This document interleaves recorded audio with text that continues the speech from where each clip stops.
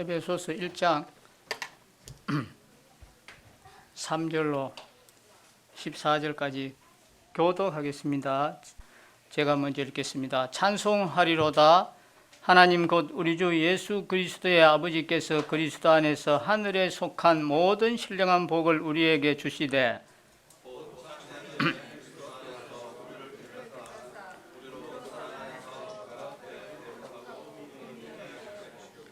그 기쁘신 뜻대로 우리를 예정하사 예수 그리스도로 말미암아 자기의 아들들이 되게 하셨으니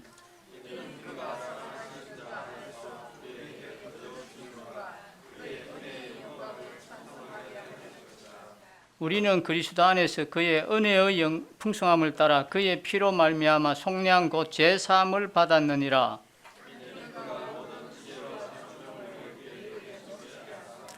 그 뜻의 비밀을 우리에게 알리신 것이요 그의 기뻐하심을 따라 그리스도 안에서 때가 찬 경륜을 위하여 예정하신 것이니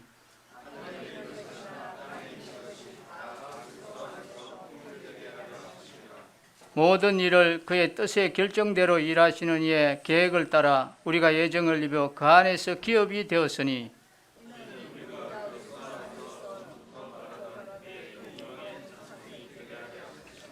그 안에서 너희도 진리의 말씀 곧 너희의 구원의 복음을 듣고 그 안에서 또한 믿어 약속의 성령으로 인치심을 받았으니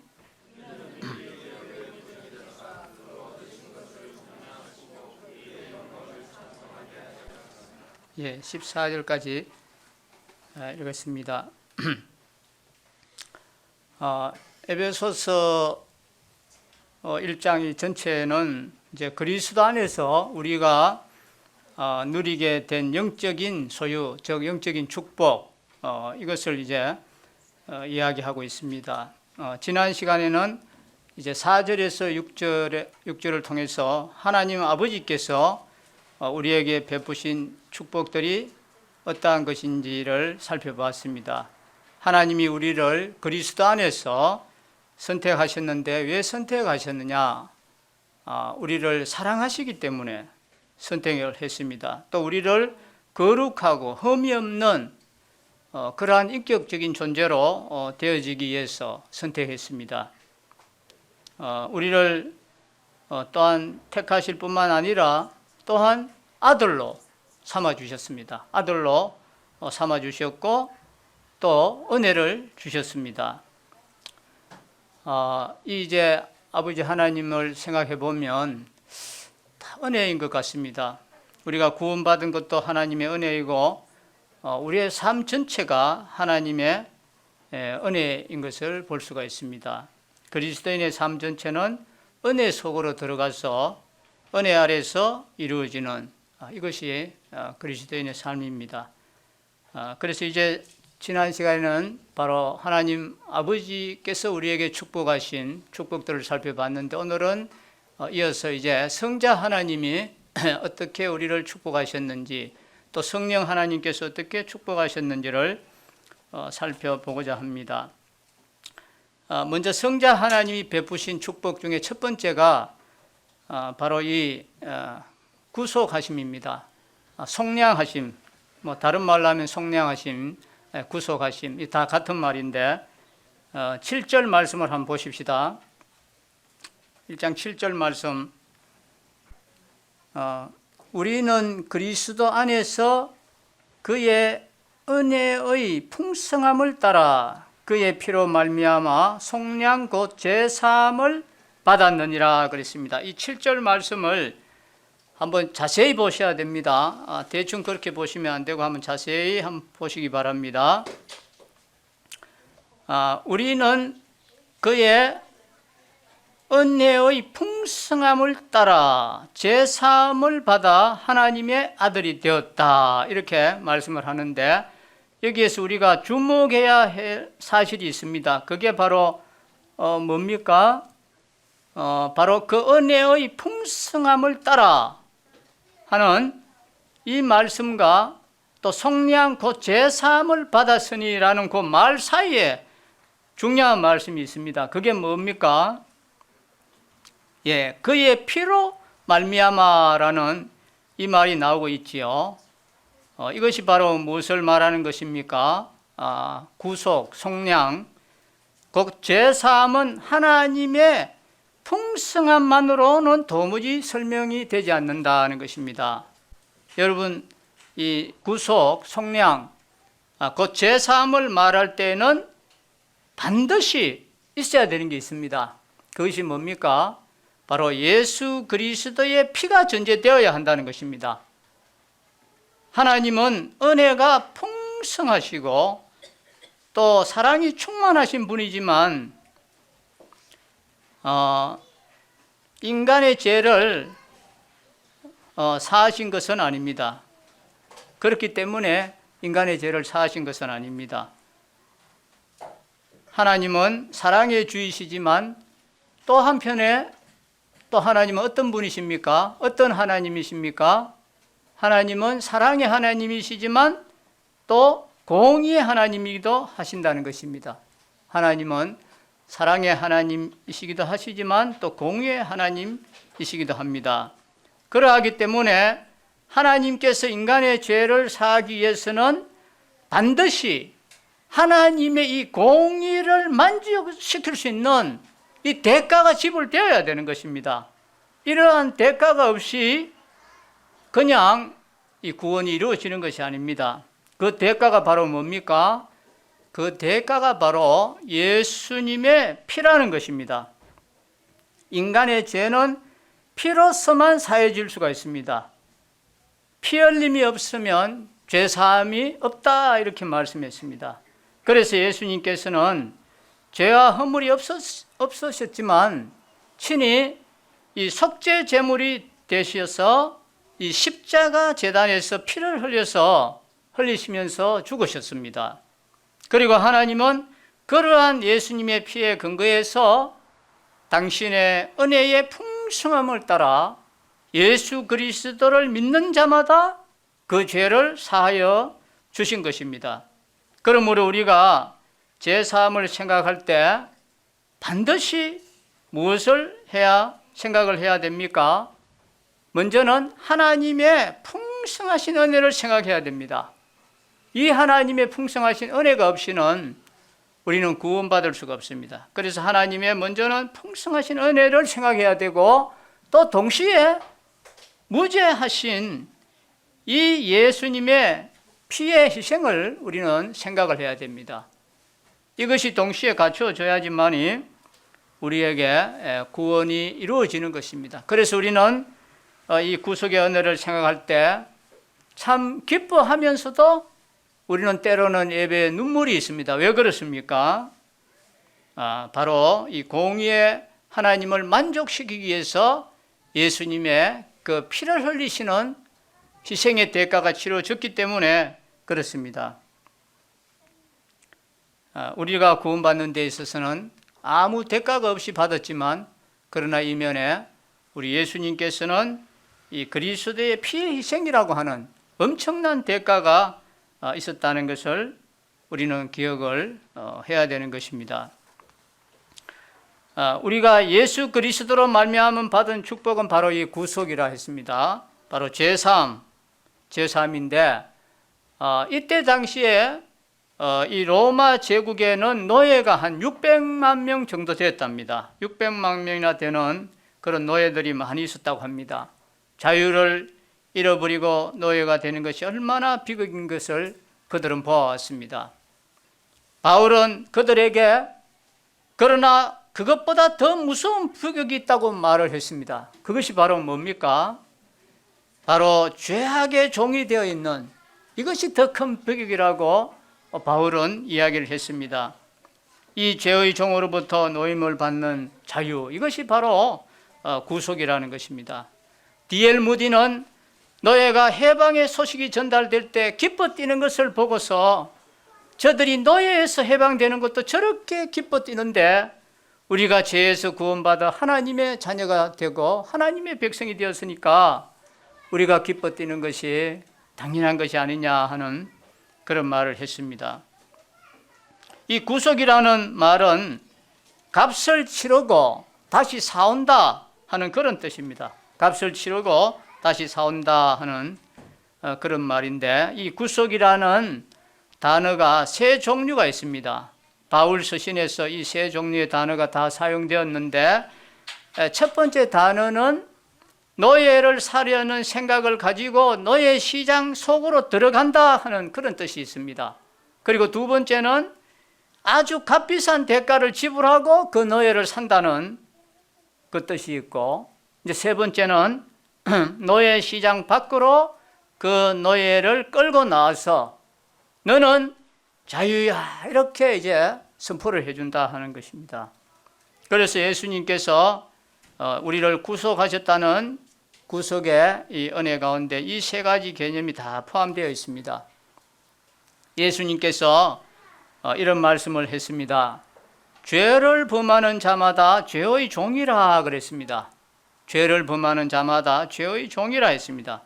이 세상은 마치 노예 시장과 같습니다. 우리는 죄악의 노예가 되어 있었습니다. 죄에게 끌려다니면서 마침내 그 죄의 삭신 사망의 대가를 지불할 수밖에 없고 심판을 받을 수밖에 없는 바로 이러한 운명에 처해 있었던 바로 우리였습니다. 이 죄악의 노예 시장 속에 예수님께서 이 노예를 사려는 목적을 가지고 들어오셨습니다. 노예를 사기 위해서는 값을 지불해야 되기 때문에 예수님께서는 이 죄악의 노예가 된 우리들을 사기 위해서 대단히 값비싼 대가를 지불했습니다. 그것이 바로 십자가에서 흘리신 피로 그 대가를 지불했습니다.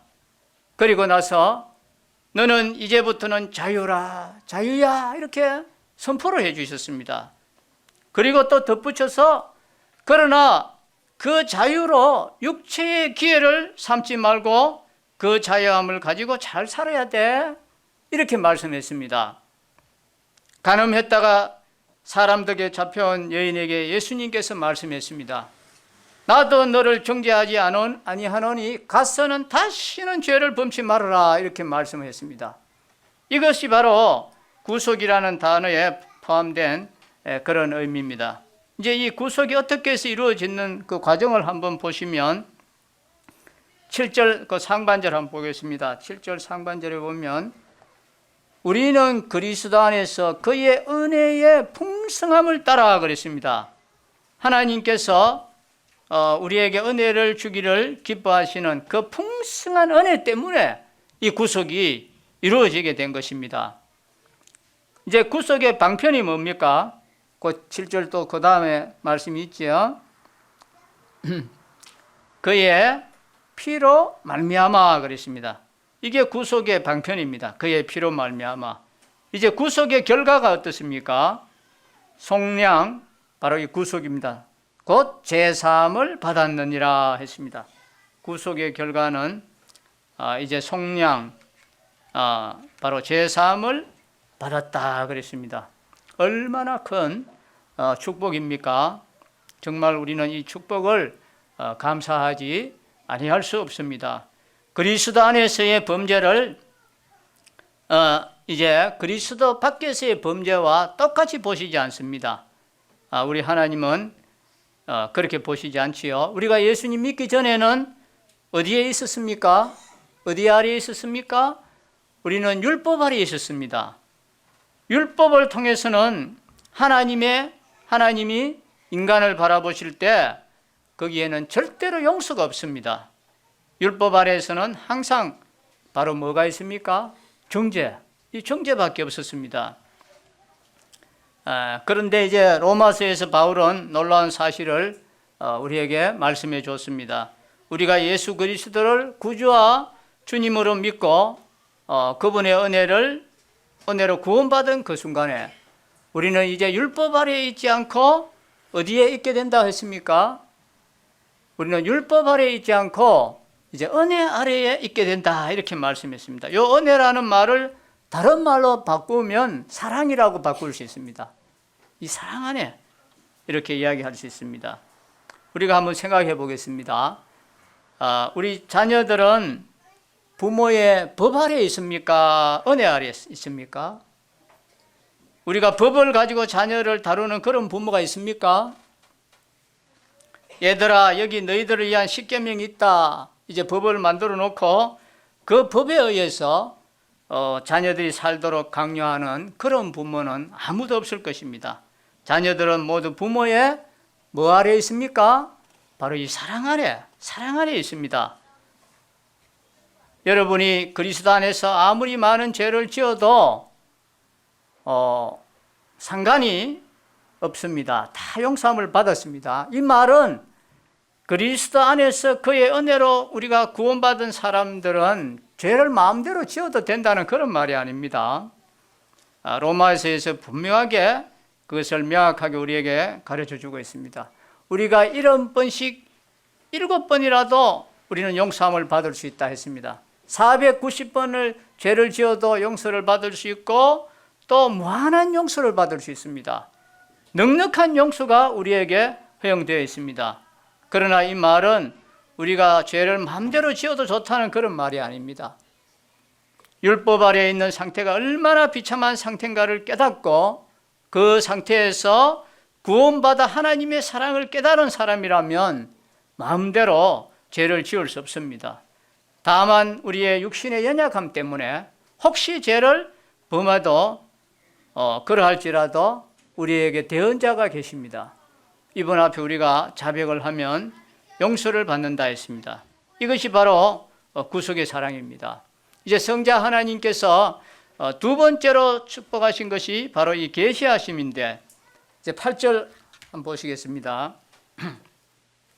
8절, 이는 그가 모든 지혜와 총명을 우리에게 넘치게 하사 그 뜻의 비밀을 우리에게 알리신 것이요 그의 기뻐하심을 따라 그리스도 안에서 때가 찬 경륜을 위하여 예정하신 것이니 하늘에 있는 것이나 땅에 있는 것이 다 그리스도 안에서 통일되게 하려 하심이라 했습니다. 이 세 구절을 한마디로 딱 요약을 하면 바로 이 계시의 축복이라는 것입니다. 계시해 주셨다. 이 계시라는 것은 알려주신다는 것입니다. 문자적으로 말하면 뚜껑을 연다 이런 뜻입니다. 계시한다는 것은 뚜껑을 연다. 하나님의 마음속에 숨어 있었던 놀라운 비밀들, 이 비밀을 하나님이 우리에게 알려주셨습니다.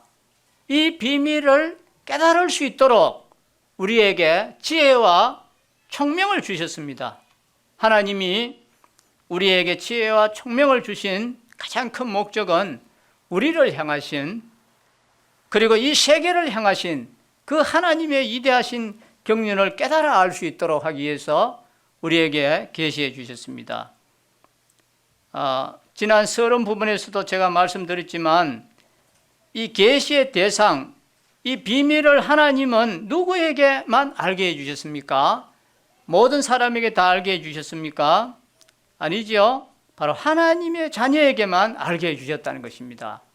비밀이라는 것은 아무에게나 다 공개되어지는 것이 아니죠. 그래서 우리가 비밀을 말할 때 어떻게 말합니까? 이것은 아무에게도 말할 수 없는 비밀이야. 그렇지만 내게만 이야기할 테니까 비밀을 꼭 지켜줘야 돼. 이렇게 하고 우리가 말을 합니다. 그런데 이 탈무드에 보면 이런 이야기가 있어요. 비밀을 지키려면 결코 비밀을 말하지 말라.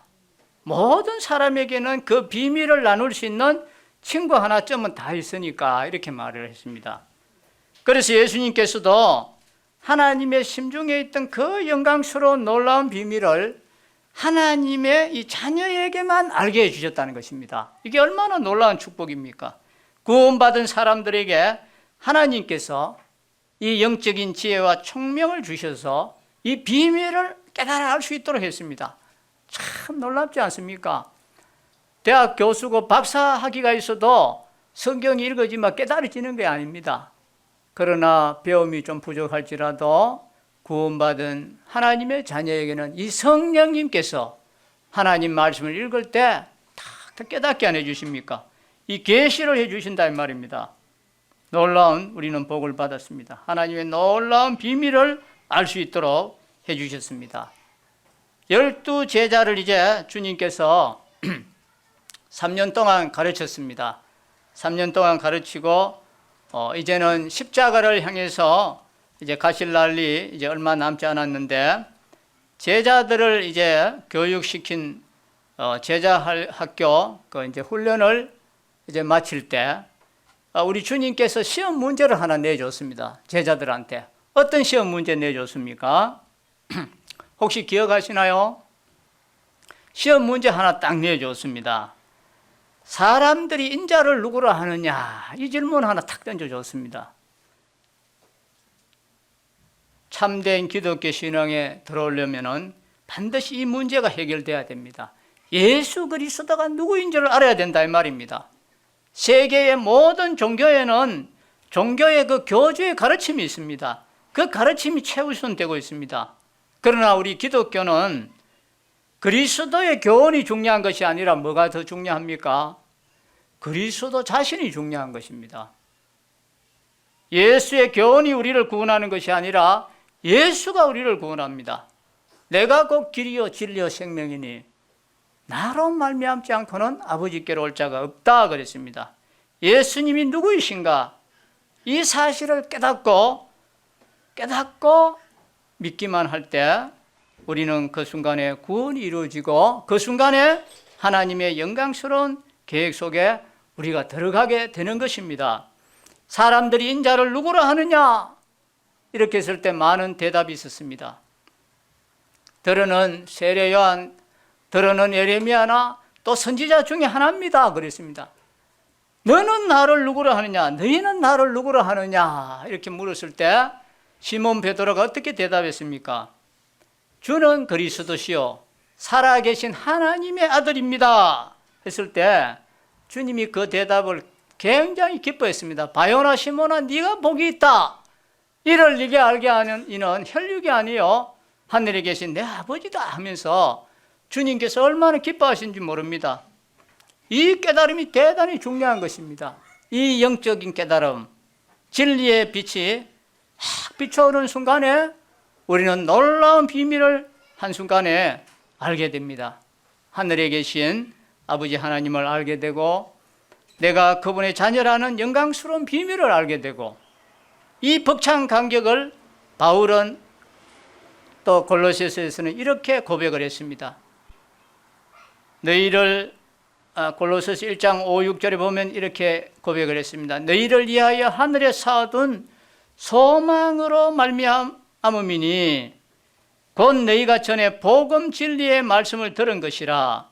이 복음이 이미 너희에게 이름에 너희가 듣고 참으로 하나님의 은혜를 깨달은 날부터 너희 중에서와 같이 또한 온 천하에서도 열매를 맺어 자라는도다 그랬습니다. 교회 생활을 평생 해도 참으로 하나님의 은혜를 깨달은 사실이 없다면 그 사람은 신앙이 자라날 수가 없습니다. 출생이 있어야 성장이 있는 법이 아니겠습니까? 복음을 듣고 오는 이 깨달음, 이것은 얼마나 우리를 감격해 합니까? 우리에게 감사가 나오게 하고 또 우리에게 섬김이 나오게 하고 또 많은 열매를 맺게 합니다. 예수님께서는 참으로 구하는 이에게 이 놀라운 진리를 깨우쳐 주기를 원하십니다. 모든 그리스도인들은 하나님의 은혜로 이 놀라운 깨달음 속에 우리가 들어가 있습니다. 이제 성자 하나님 베푸신 세 번째 축복이 바로 이제 기업을 삼으신 것입니다. 11절 한번 보십시다. 모든 일을 그의 뜻의 결정대로 일하시는 이의 계획을 따라 우리가 예정을 입어 그 안에서 기업이 되었으니 했습니다. 이 구절에서 하나님께서 우리에게 주신 축복이 무엇입니까? 기업입니까? 그러나 여기서는 그것을 강조한 것이 아니라 누가 하나님의 기업이라는 것입니까? 바로 여러분이, 우리가 기업이라는 것입니다. 이게 놀라운 것입니다. 예수님을 통해서 하나님께서 우리를 그분의 기업으로 삼아 주셨다는 것입니다. 그래서 시편에 보면은 자녀들은 하나님께서 부모에게 주신 기업이라 했습니다. 부모의 가장 소중한 재산이 뭡니까? 뭐가 가장 소중합니까? 가장 소중한 재산은 자녀입니다. 자녀. 그러면 하나님께서 우리를 기업으로 삼아 주셨다는 것은 바로 하나님이 가장 소중하게 여기는 재산이라고 한다면 바로 우리라는 것입니다. 우리. 다른 게 아닙니다. 하나님은 우리를 당신의 기업으로 삼아 주셨다는 것입니다. 신명기 32장 9절에 보면 여호와의 분깃은 자기 백성이라 야곱은 그가 택하신 기업이로다 했습니다. 여호와께서 그가 만드신 이 우주를 자기 것이라 하지 아니했습니다. 가지신 모든 것 가운데 자기 백성을 내 것, 내 기업이라 이렇게 말씀했습니다. 나는 하나님 앞에 제일 존귀한 자요, 그의 모든 피조물들은 우리를 위해서 주신 것입니다. 여호와를 자기 하나님으로 삼은 나라 곧 하나님의 기업으로 선택된 백성은 복이 있다. 시편 33편 12절에서 말씀했습니다. 인간 편에서 볼 때 하나님을 섬기는 자, 또 하나님 편에서 너는 내 백성이라 이렇게 선언을 받은 자는 얼마나 귀한 복을 받은 자입니까? 역사적으로 봐도 이런 자들은 인생에 고난은 있을지라도 실패가 없고 영육간에 성공을 한 자들입니다. 이미 우리는 성공한 자들입니다. 하나님은 우리가 천국에 간 다음에 누릴 수 있는 많은 기업을 준비했습니다. 지금도 주님은 보석으로 꾸미고 너무 좋은 것을 지금 준비하고 있습니다. 이러한 것뿐만 아니라 우리를 기업으로 간주하신다는 것입니다. 우리는 그렇게 가치가 있는 하나님의 말할 수 없는 귀하고 가치가 있는 기업이라는 것입니다. 하나님의 가장 소중한 특권과 애정이 섞여져 있는 대상이 바로 저와 여러분이라는 것입니다. 그러므로 우리 그리스도인들은 자신을 귀하게 여길 줄 알아야 됩니다. 참나는 자부심을 가져야 됩니다. 하나님의 사랑과 하나님의 기대가 얽혀져 있는 대상이 바로 우리라는 것입니다. 우리를 기업으로 간주하신다는 것입니다. 자, 이제 성자 하나님이 베푸신 축복 네 번째를 보시겠습니다. 12절을 보십시다. 이는 우리가 그리스도 안에서 전부터 바라던 그의 영광의 찬송이 되게 하려 하심이라 했습니다. 하나님은 우리를 기업으로 삼아 주셨을 뿐만 아니라 더 놀랍게도 영광의 찬송이 되게 해주셨다 했습니다. 우리는 예수께서 우리를 보고 하나님 앞에 찬미를 드릴 수 있도록 해드리는 찬송의 대상인 것입니다. 그래서 어떤 분은 이런 말을 했습니다. 예수 그리스도는 하나님이 우리에게 주시는 가장 위대한 선물이다. 그리고 우리는 예수 그리스도가 하나님 앞에 바치는 가장 향기로운 선물이라고 했습니다. 예수님께서는 구원받은 우리를 하나님의 영광과 찬송의 대상으로 하나님께 바치시는 것입니다. 아버지, 이 사람이 본래 이런 사람이었는데 아버지의 은혜로 구원받아서 변하여 놀라운 삶을 살고 이제 여기까지 왔습니다. 이 사람을 아버지 앞에 이제 바칩니다. 예수님께서는 그분의 신부인 우리를 거룩하고 흠이 없는 하나님의 자녀로 그 영광스러운 찬미의 제목으로 하나님 앞에 바치기를 원하고 계신다는 것입니다. 여러분은 예수님께서 자랑스럽게 바칠 수 있는 이제 그런 사람이 되셨습니까? 우리로 그의 영광의 찬송이 되게 하려 하십니다. 이것이 우리를 향한 성자 하나님의 은혜입니다. 이제 마지막으로 이 성령 하나님이 베푸신 축복을 한번 보겠습니다. 13절 보십시다. 그 안에서 너희도 진리의 말씀 곧 너희의 구원의 복음을 듣고 그 안에서 또한 믿어 약속의 성령으로 인치심을 받았으니 이는 우리 기업의 보증이 되사 그 얻으신 것을 속량하시고 그의 영광을 찬송하게 하려 하심이라 했습니다. 여기 대단히 중요한 단어가 4개 나오고 있습니다. 듣고, 믿어, 인치심, 이제 보정, 이 네 단어가 중요합니다. 이걸 잘 이해하면은 이 말씀이 다 이제 이해가 되는 것입니다. 먼저 듣고 그랬습니다. 어느 날 나는 복음을 들었습니다. 매일 자주 들었던 말씀인데, 그런데 어느 날 그 말씀이 내 영혼에 딱 부딪혀 왔습니다. 평상시에도 많이 들었던 말씀인데 그날따라 딱 부딪혀 왔습니다. 그때 우리는 놀라운 이 구원의 이 복음을 깨달은 날입니다. 골로새서 1장 6절에 보면은 그래서 이렇게 말씀했습니다. 이 복음이 이미 너희에게 이르매 너희가 듣고 참으로 하나님의 은혜를 깨달은 날부터 그랬습니다. 이 복음을 듣고 평상시에도 많이 들어왔던데 그렇게 들어도 못 깨달았던 그 말씀이 어느 날 다 깨달아졌습니다. 야, 이게 여태까지 들었던 말씀인데 이게 그 말씀이었구나. 딱 이렇게 깨달아진단 말입니다. 깨달은 날부터, 그때부터 이제 믿음이 심어지고 이제 자라나는 것입니다.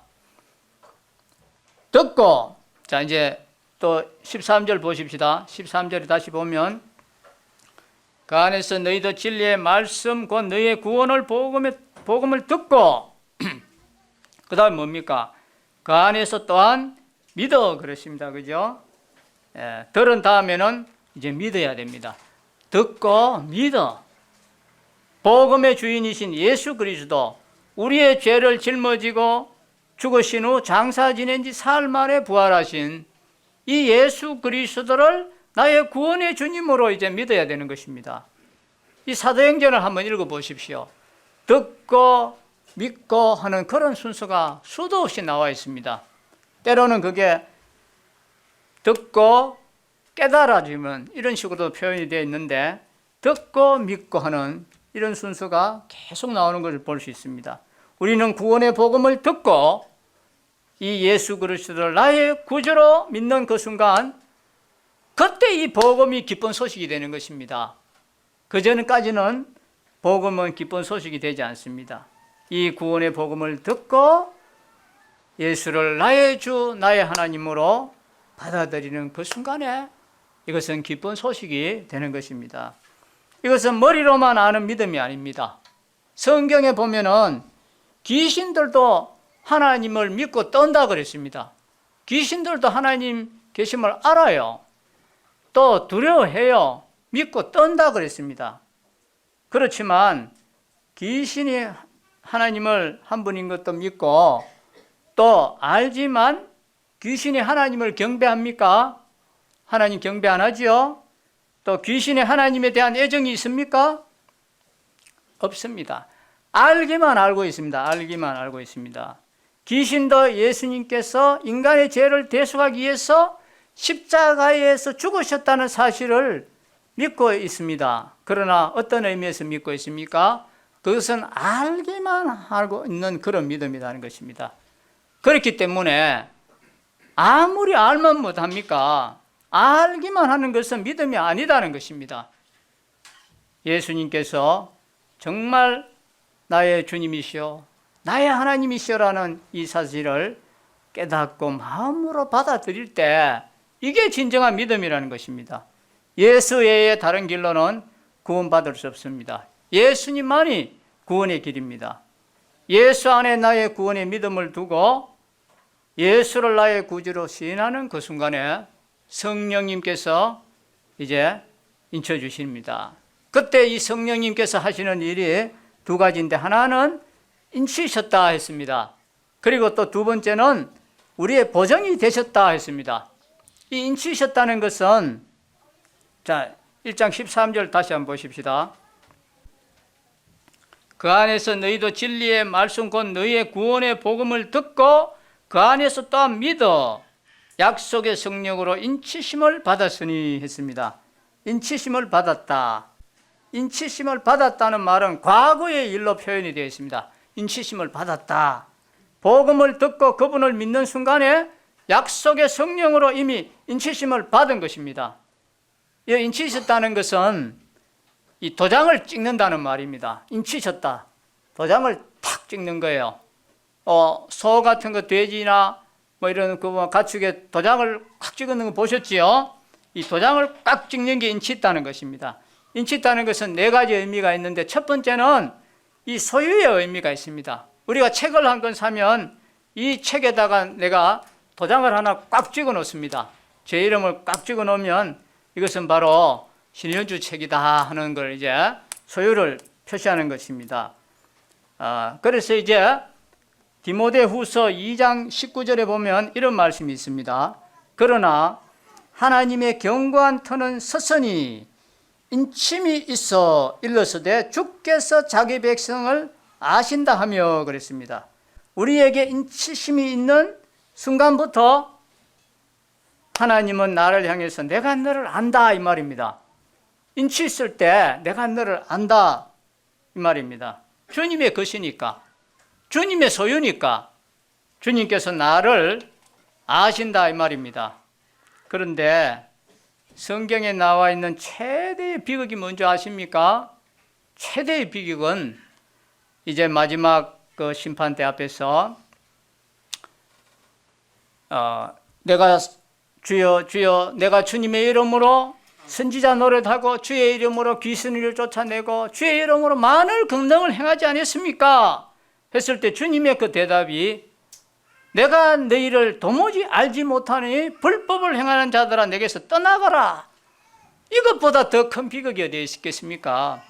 교회 생활을 그대로 오랫동안 했는데도 마지막에 이렇게 나는 너를 도무지 알지 못한다 이렇게 하신다면 이거보다 더 큰 비극이 어디 있습니까? 주님은 당신을 아십니까? 그런데 내가 복음을 듣고 예수 그리스도를 참으로 믿었다면 성령께서 우리 속에 인쳐 주신다고 했습니다. 이것은 눈에 보이지 않습니다. 그러나 인치심이 이루어졌습니다. 주님께서 나를 보시고서 내가 너를 안다. 너는 내 자녀다. 이렇게 말씀합니다. 우리는 주님의 소유입니다. 주님의 소유다 이 말입니다. 그리고 두 번째는 안전의 의미가 있다는 것입니다. 안전. 내 것이니까 보호하고 아낀다 이 말입니다. 주님의 것이니까 보호하고 아끼는 것이에요. 우리가 성령을 통해서 인치심을 받았다면 이제 하나님의 성령이 나와 함께 하시고 나를 보호하시고 나를 지켜주시고 나를 인도하신다 이 말입니다. 그리고 세 번째는 바로 주님 오시는 그날까지 그것이 유효하다 이 말입니다. 자, 에베소서 4장 30절 한번 보십시다. 4장 30절 하나님의 성령을 근심하게 하지 말라. 그 안에서 너희가 구원의 날까지 인치심을 받았느니라 그랬습니다. 우리는 하나님의 성령을 근심하게 하지 말아야 됩니다. 정말 내가 이렇게 하는 게 정당한지 우리는 양심의 손을 얹고 한번 생각해 봐야 됩니다. 하나님의 성령을 우리가 근심하게 하는 건지 정말 하나님을 기쁘시게 하는 건지 생각해 봐야 되겠죠. 주님 오시는 그날에 구원의 날까지 인치심을 받았다. 그날까지 유효하다 이 말입니다. 주님이 오시는 그날까지 유효하다. 바로 내가 예수님을 만나는 그날까지, 역사의 최후의 그날까지 우리는 그 안에서 인치심을 받은 사람들입니다. 그리고 네 번째는 이것은 불변의 의미가 있습니다. 불변의 의미.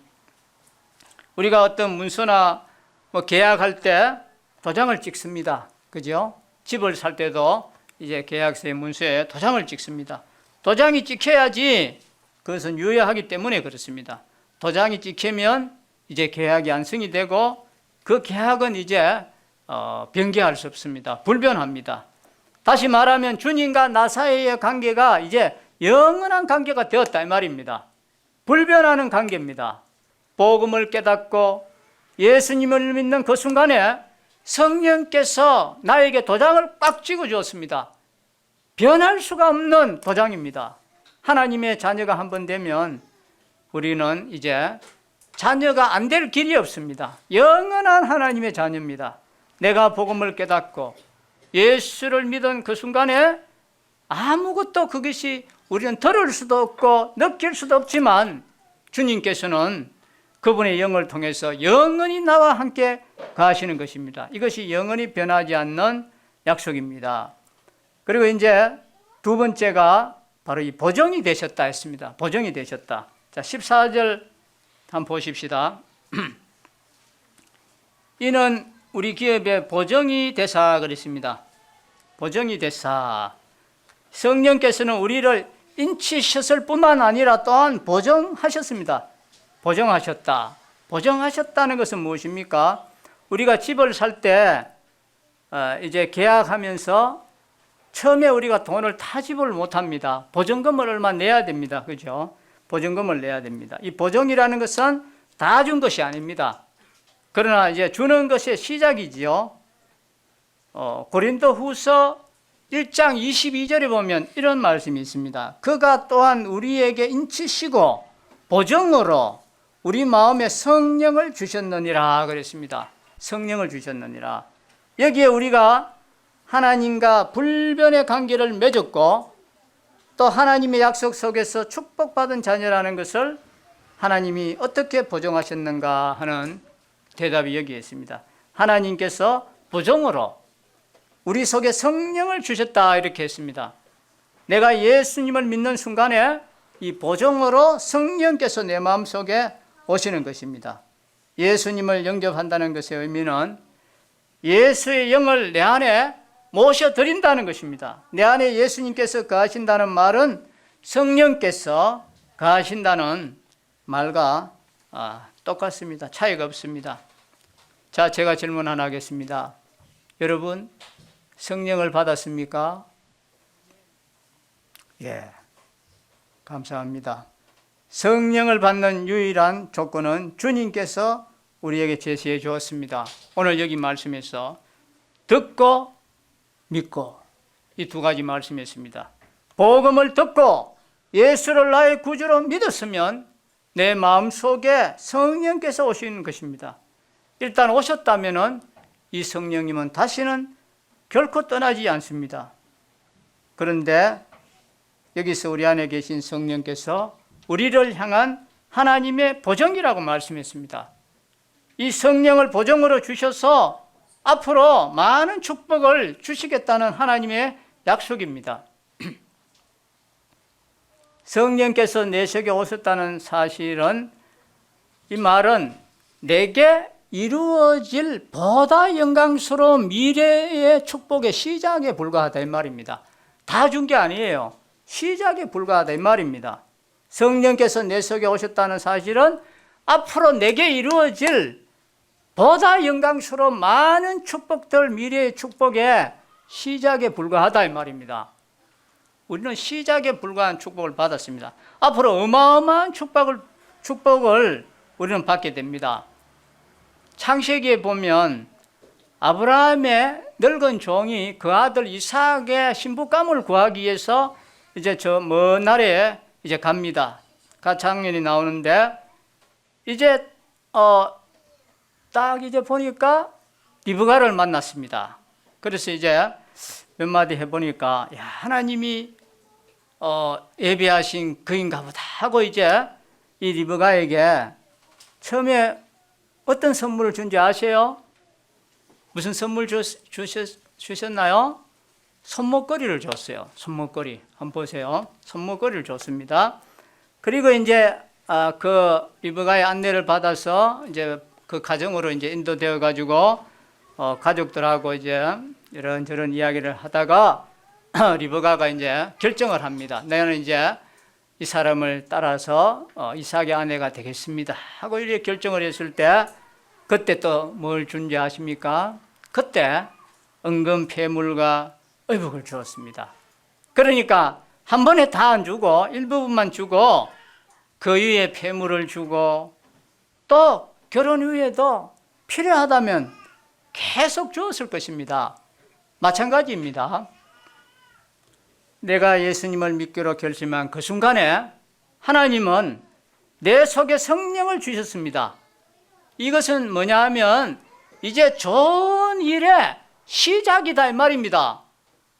다 받은 게 아니다 이 말입니다. 이제 좋은 일의 시작이다 이 말입니다. 더 많은 축복의 시작이다 이 말입니다. 성령께서 여러분을 인치셨습니다. 여러분을 보정했습니다. 하나님의 자녀로, 또 위대한 축복을 바라보고 걸어갈 하나님의 사람으로 보정했습니다. 기쁘십니까? 예, 기쁘지요. 저도 참 기쁩니다. 오늘 저는 예배 드리면서 그런 생각했습니다. 야, 이 참 우리가 예배를 다 드리고 끝날 때쯤에 주님이 오셔서 우리를 다 휴거해 가갔으면 좋겠다. 그런 생각이 오늘은 좀 들었습니다. 얼마나 좋은지요. 우리는 이 성령의 축복을 받은 사람들입니다. 자, 오늘 말씀을 요약하자면은 이제 1장에서는 그리스도 안에서 우리가 누리게 되는 이 축복들을 쭉 이야기했습니다. 그 우리에게 축복이 오기까지 가장 먼저는 이 하나님의 은혜가 있어야 된다는 것입니다. 이 성부 하나님의 은혜가 없이는 우리는 도저히 구원될 수 없습니다. 이것은 놀라운 것입니다. 그리고 이 은혜에 또 한 가지 그리스도의 피를 흘리는 희생의 대가가 있어야 된다는 것이죠. 희생의 대가를 있어야 되는데 이러한 것들을 통해서 우리가 복음을 듣고 믿을 때 이 성령님이 오셔서 우리 마음에 인치시고 보정으로 삼아주셨는데 우리가 이 부모가 그 어떤 재산이나 그 어떤 것보다도 가장 소중하게 여기는 것이 우리의 자녀이듯이 하나님께서는 이 우주도 아닙니다. 그 어떤 피조물도 아니에요. 바로 우리 형제 자매님과 바로 저와 우리를 가장 사랑하시고 기업으로 여기시고 또 우리에게 보정으로 주셨다고 하는 이 사실이 얼마나 감사한지 이것을 우리가 평생 생각하면서 감사하는 삶을 살아야 되겠습니다. 기도하겠습니다.